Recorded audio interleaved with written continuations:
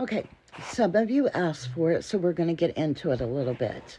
We're talking about Parkinson's disease, incontinence, bladder issues. Yes, problems with urination. So, if you're not into that, scroll on by.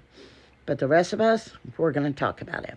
So, I took information from AI, and I'm going to read you some things and explain what I know. So it says, as an overview, Parkinson's disease can significantly impact bladder function, leading to various urinary issues.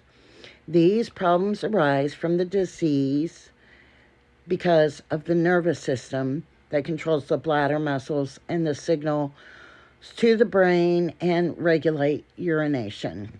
Yeah, they're nerves. They affect you. Okay? If it's a nerve, it'll affect that part of your body. So you get the urge incontinence. So urge incontinence means basically that you have to go to the bathroom really, really, really bad, and you're in the bathroom or on your way to the bathroom, and in your brain, you know that you're fixing to go to the bathroom. But what happens in your body your brain doesn't let you know that I'm not on the potty yet, and you can start urination down your leg, little dribbles, or a full amount can happen on the way to the potty. So that's the urge incontinence. Some people get nocturia, and that's where at night they have to go to the bathroom a lot. I call that taking a pee break from sleep.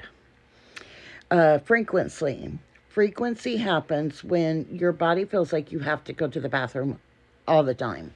And when you do go to the bathroom, you get very little urination coming at that time.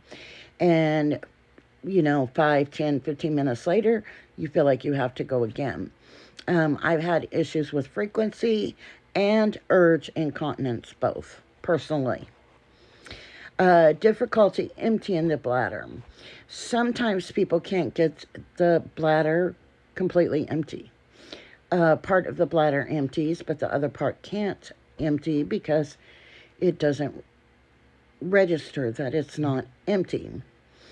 And then there's stress incontinence. Now, for men, this may be something new, but for women, we know it well.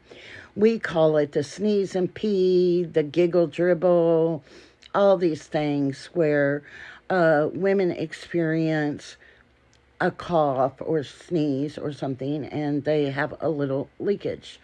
Men with Parkinson's will and can experience this as well. Okay, these issues come because the brain is disrupting the ability to regulate the bladder muscles, contractions, and signals. So it can make the bladder over contract. It can make the bladder under contract. It can think it's empty, but it's not empty. It can think it needs to go when it doesn't need to go. And the fact that in your brain you think, oh, I'm going to the bathroom, it will decide it's okay to go to the bathroom. And all of a sudden, you're like me, 55 years old, and you're not potty trained anymore. You're going on your way to the bathroom. But it's okay. That's what a mop is for. You've got a washing machine, wash your clothes, wash yourself, go on about your day. So you also can have muscle weakness and things like that. And you can try bladder training. This has not worked for me. I do take medication for overactive bladder. It has helped for me very well. There is stuff like Mirabetric and Gamtesa. Excuse me. Those have worked for me very well. Those kind of medications have helped me with the urgency and stuff. You can drink a little less caffeine and water in the evenings to help not keep you up at night, but at the same time you need hydration. Now, another thing that can cause this all to happen is constipation. Yep. And Parkies know Constipation is part of Parkinson's disease, and it is chronic constipation. Not all Parkies have it, but I think a vast majority of us do. So that constipation bloats up the bowel and the colon because, it gets backed up and it expands like a balloon and it'll push on your bladder. It can prevent your bladder from emptying. It can make your bladder hurt, or you have more urgencies with that. So that's another contributor factor.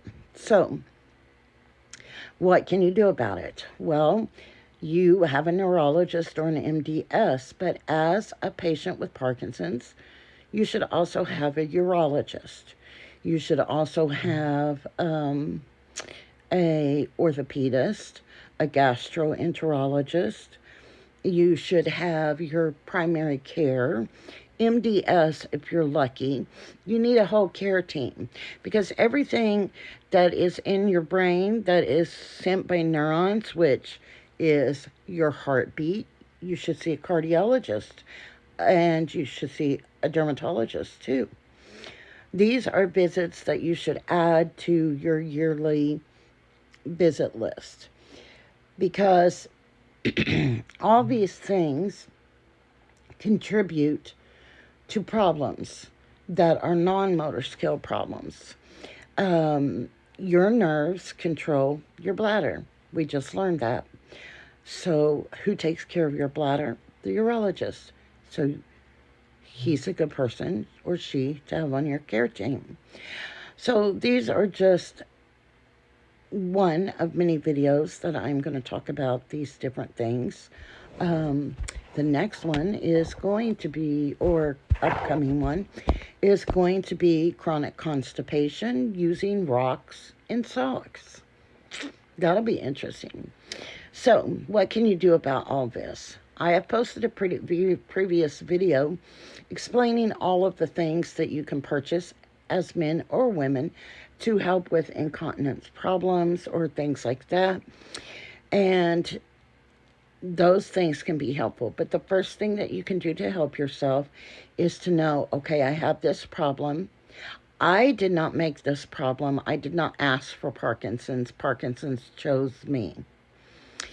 I can take care of it by doing XYZ, talking to my neurologist, seeing a urologist, and moving forward from there. There are things that you can take this little part of this disease and make it just a little bit better if you need to. Don't be ashamed and don't be embarrassed. It's all the disease. Stand up and say, this is a disease. This is why we want a cure. People knew the truth of what we go through. There's lots of people in this world that wouldn't tolerate the fact that we haven't had medicine in over, what now, 70 years, except for the same one. It's ridiculous. Love you all. Have a good night.